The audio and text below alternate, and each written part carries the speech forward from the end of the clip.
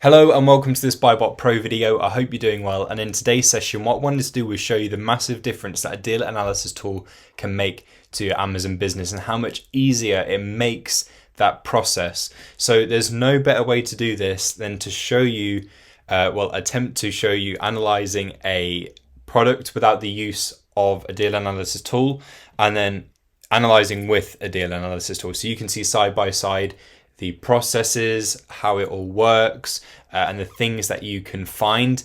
And I'm going to show you the massive difference that a deal analysis tool makes and how much more information you can acquire in a simpler way through using a deal analysis tool. Now, if you're in the market for BuyBotPro, for a deal analyzer, then this is going to show you what exactly it will do for your business. If you're just getting started out with selling on Amazon, it might not be something that you can do right now to invest in a deal analyzer at this point, but I'm going to show you how much it can help you later down the line. And hopefully through analyzing without a deal analysis tool, there's a couple of tips and pointers that you can pick up for now to use while you try and assess if a product is going to work out for your business. So hopefully this video is very insightful, and let's go ahead and try and analyze this product without a deal analysis tool and see what kind of information we can gather from it. So first things first, I found myself a product.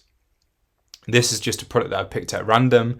And the first thing that we can see obviously is the price that the product is selling for. This is the buy box price. So when someone clicks add to basket or buy now, they are going to be getting that product from this seller and they'll be paying this price. So that's useful to know. So straight up, we understand the buy box price. We can also gauge how fast that product can be delivered to a customer. And with our knowledge of how the buy box moves around, a contributing factor amongst many other factors is how fast that item can be fulfilled. So we can see there, the fastest delivery is tomorrow, so there's obviously prime delivery available on this particular product if we purchased it from this seller. And after that, if we want to go for the fastest delivery option, it would be on Saturday, which at this point in time would be Wednesday, Thursday, Friday. We're about 4 days away. So so that's what we can gauge initially, and then to understand more about the price range on this listing and our competitors on this listing, we can go ahead and click on this box and open this up to find out more about the other sellers on the listing.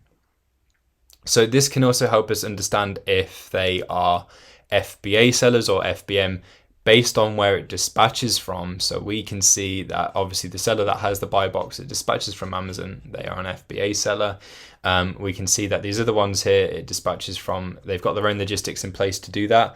So they are FBM sellers, or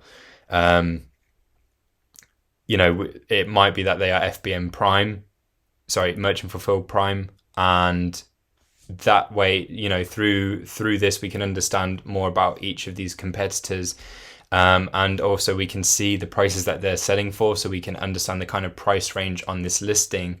So when we join, we want to look to try and list our price to be as competitive as it can be against these other sellers. So we can also gauge as well the delivery times for these other sellers, so the estimated delivery, and again that is a contributing factor as to who can potentially win the buy box. So we can understand a little bit more about our competitors through opening this up, but ultimately we need to also understand how much of a chance we stand of selling this item, if it's actually going to work out for us. And there's a lot of other things to understand, and if we can kind of gauge that this item is popular right now, we need to understand if this item has remained a popular, good selling item or not, or maybe it's just going through a little phase right now.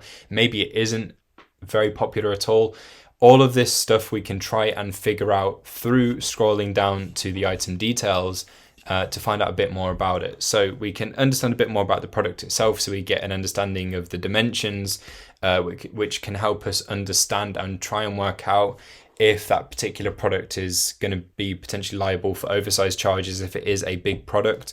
We can see there the number of pieces within this particular product, the color, So you get some specifications there. And then what's going to help us out is looking at the customer reviews and ratings.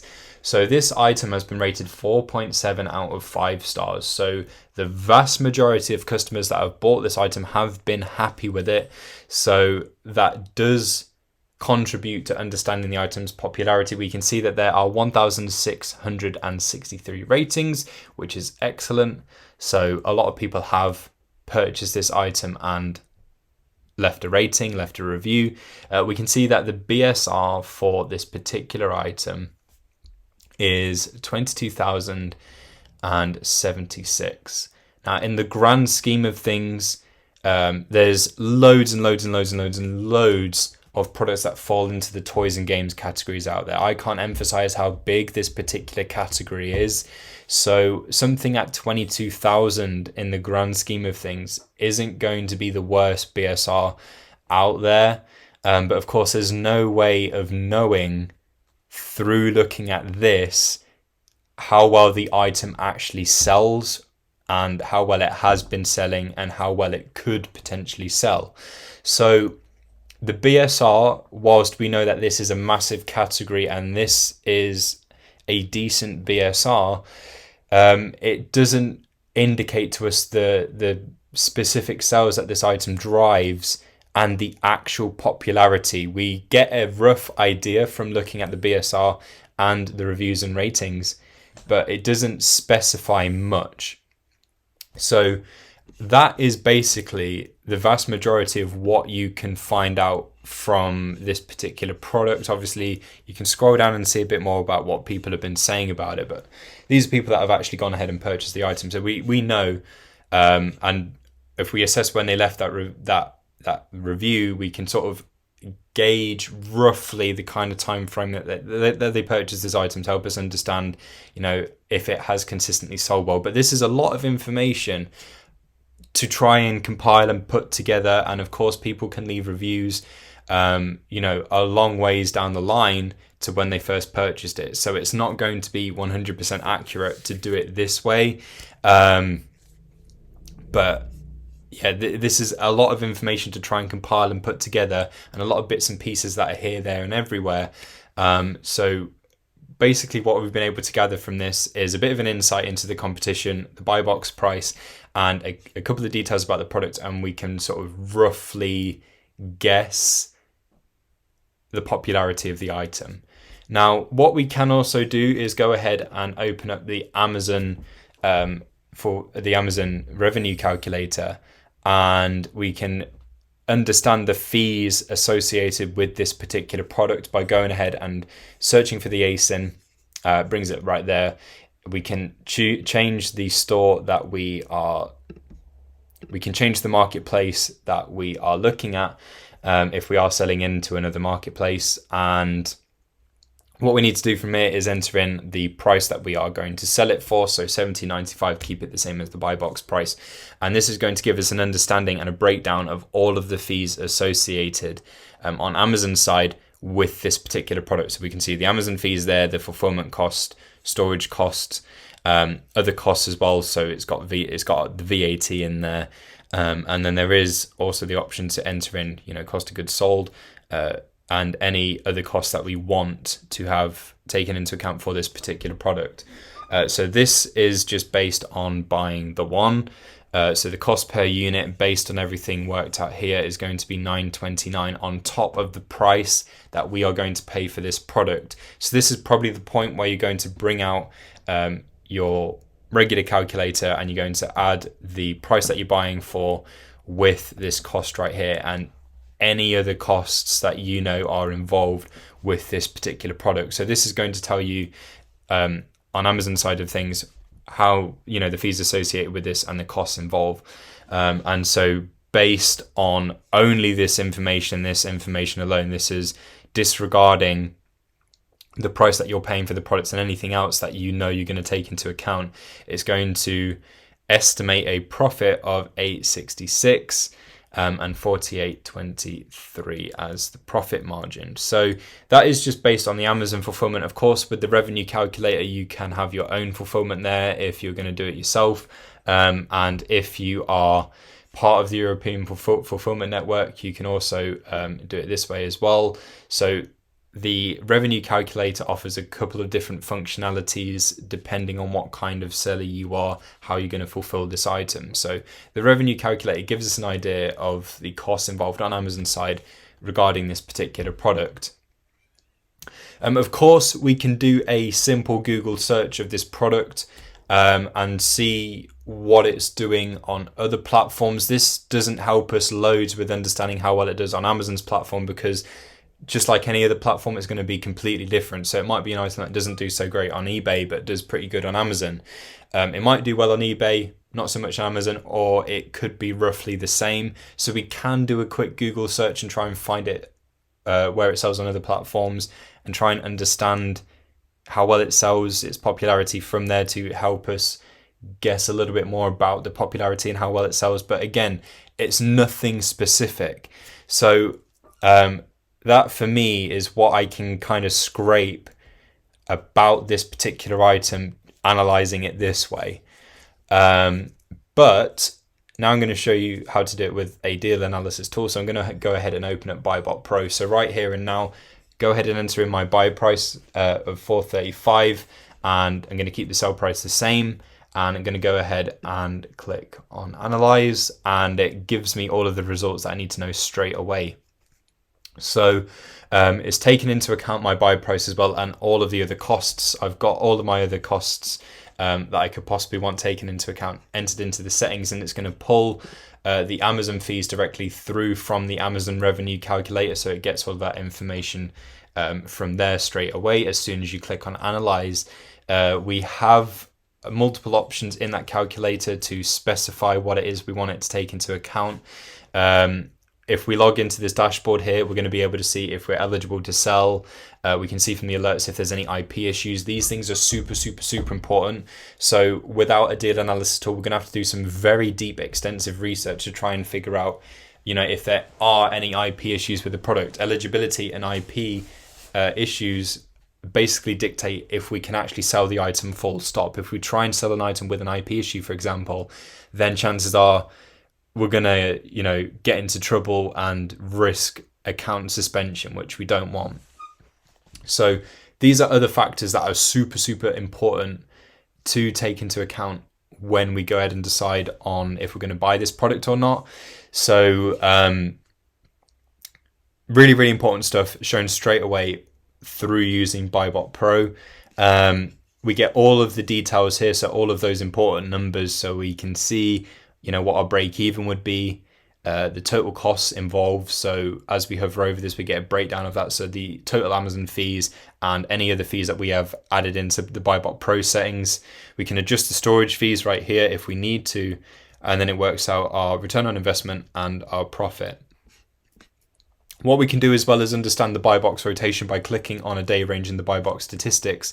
So it's going to go ahead and show us who's had the most possession over the buy box. In the last 90 days, it's Puzzle Maniac, and they've had it 81% of the time, the next one down 10%, and so forth. So this particular seller has a very good hold on the buy box for this particular item. And if we look at when it was last won, they have maintained a hold over it, and the last time it changed was 14 days ago when this seller won the buy box. So we can see that there isn't a lot of rotation, and unless we had a repricer by our side, our chances of winning the buy box aren't huge. It's not impossible, but the chances aren't huge. But that's something that we can understand straight away through using the buy box statistics. We get a bit more of an insight into the competition here, so we can see their stock levels, very clearly what type of seller they are, the prices that they're selling for, and where there's shipping involved. And we get to see the estimated delivery dates as well. We can also see the estimated sales for this particular product. So we can see a breakdown of the monthly sales of this item over the last 12 months. So the middle box is the current sales based on the last 30 days. We can see the previous sales based on the last 90 days, and it will then predict the average sales for the item over the next 90 days as well. So we can see if it's going to do better, worse, or stay roughly the same. We can also look for consistency through this as well. So it does seem to stay in the same kind of range in terms of sales. So it looks to do pretty good consistently. We can also gauge this from the charts as well. So the sales heat map breaks this down very easily for us. So the redder the better. We've got a period of red. There's some pretty good sales for this item. Where you've got orange, you're getting okay sales for the item. Where you've got lighter orange or white, there's not many sales for the particular item at that point in time. And of course, as you hover over any point in this chart, you get a breakdown of what exactly was going on with this item at that point in time. So you can see how the BSR has fluctuated, which is the green line, how the buy box price has changed. So we can look for trends, patterns, consistencies, inconsistencies, and understand a whole lot more about this product through using these charts. There's also a bunch of other functionalities within BuyBotPro as well. So the ability to add virtual assistants onto the subscriptions, that they can use this analysis tool as well when they are sourcing and analyzing deals for you.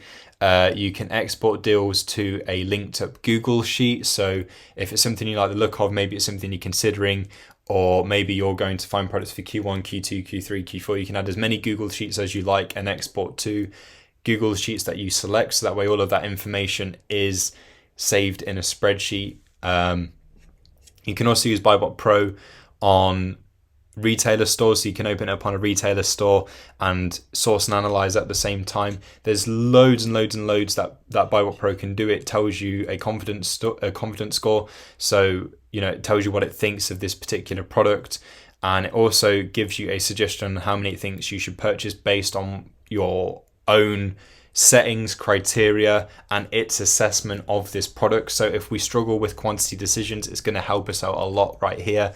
And there's a bunch of other things that BuyBotPro can do as well. It's all in this panel, all very easy. We get everything we need to know and more, all within this one panel. So very quick, very concise, and a lot of the information that we need to know and then some.